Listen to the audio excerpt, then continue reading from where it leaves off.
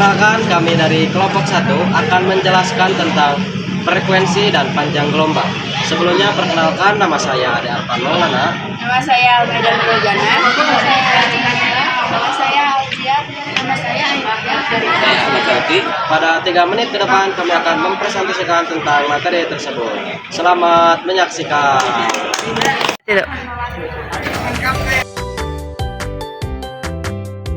Nah, teman-teman, yang pertama itu adalah pengertiannya terlebih dahulu. Teman-teman kira gak sih apa sih frekuensi dan apa itu gelombang? Frekuensi dan panjang gelombang adalah dua konsep yang fundamental yang digunakan untuk mendeskripsikan sifat-sifat gelombang yang bisa berupa gelombang suara atau juga gelombang elektromagnetik. Nah, lalu yang pertama itu adalah frekuensi. Teman-teman tahu gak sih apa itu frekuensi? Frekuensi adalah ukuran yang menunjukkan seberapa sering suatu peristiwa berulang terjadi dalam suatu satuan waktu. Dalam konteks gelombang, frekuensi adalah siklus gelombang lengkap, suatu getaran penuh yang melewati satu titik tertentu per detik dalam satuan frekuensi. Nah, untuk satuan frekuensi adalah Hertz, itu menurut satuan SI atau sistem internasional. Lalu yang kedua itu adalah panjang gelombang. Tadi kan kalau tadi frekuensi, sekarang itu panjang gelombang. Teman-teman juga sebelum mengenal frekuensi harus mengenal dulu panjang gelombang. Panjang gelombang adalah jarak spesial dari satu siklus gelombang penuh. Ini adalah jarak antara dua titik identik yang berurutan pada gelombang. Misalnya dari puncak ke puncak atau dari lembah ke lembah.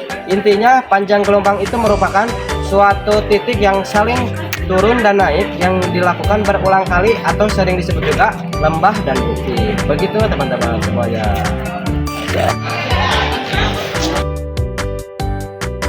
Kemudian selanjutnya hubungan antara frekuensi dan panjang gelombang. Hubungan antar frekuensi dan panjang gelombang ditentukan oleh cepat rambat gelombang. Cepat rambat gelombang adalah kecepatan di mana gelombang bergerak melalui suatu medium atau ruang hampa. Satuannya adalah meter per detik. Untuk gelombang mekanik, misalnya suara, kecepatan gelombang bergantung pada sifat mediumnya. Contoh, suara di udara sebesar 343 mili per detik, tapi di air jauh lebih cepat.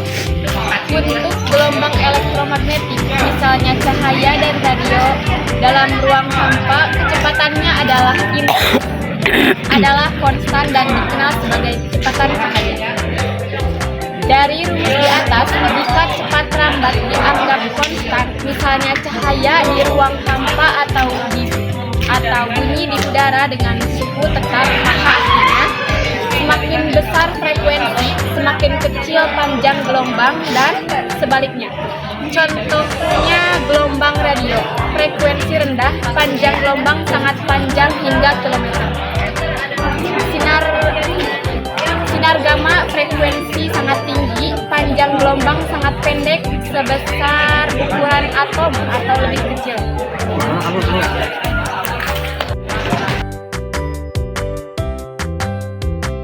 Lalu yang ketiga itu adalah jenis gelombang. Secara umum gelombang terbagi menjadi dua.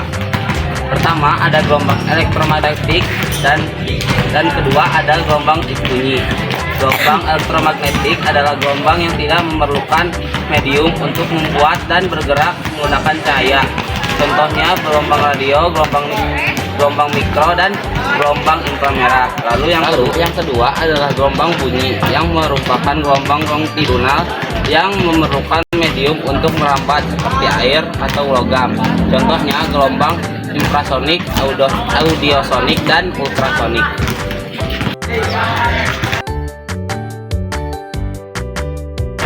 Dan yang keempat adalah fungsi frekuensi dan panjang gelombang.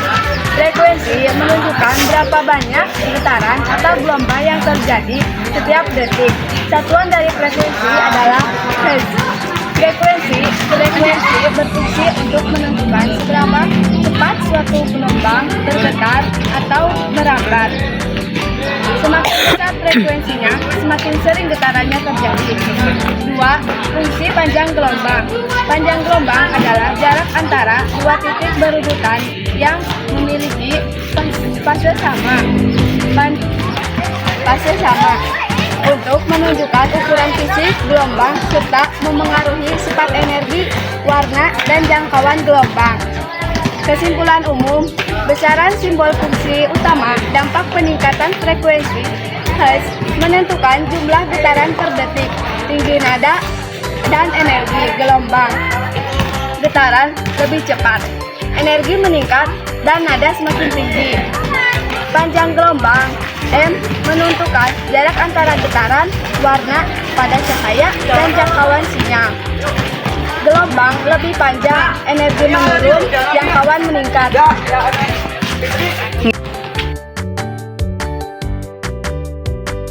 Yang kelima, kelebihan panjang gelombang. Frekuensi. Kelebihan frekuensi tinggi menghasilkan getaran cepat, energi besar, dan kualitas sinyal lebih baik. Dapat membawa lebih banyak informasi, misalnya Wi-Fi atau USG. Kekurangan.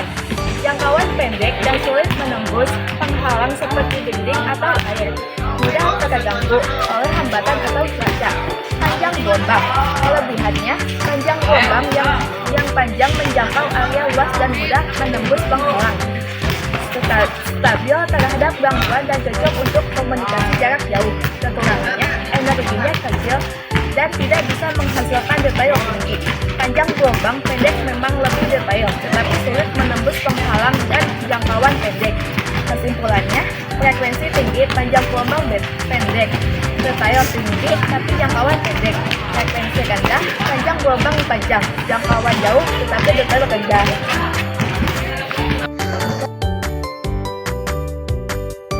Terakhir dan yang terakhir, berikut adalah salah satu contoh penerapan dalam kehidupan sehari-hari. Misalnya, frekuensi diantaranya salah satu contoh frekuensi adalah televisi, radio, handphone, wifi, dan sebagainya. Yang kedua adalah contoh panjang gelombang, misalnya cahaya tampak. Yang kedua adalah gelombang radio. Yang ketiga adalah sinar X. Mungkin itu saja yang bisa saya sampaikan. Mudah-mudahan ada manfaatnya. Assalamualaikum warahmatullahi wabarakatuh. Dan itulah dia presentasi dari kelompok 1 tentang frekuensi dan panjang gelombang. Semoga menjadi manfaat dan wawasan baru bagi kita semuanya. Wassalamualaikum warahmatullahi wabarakatuh.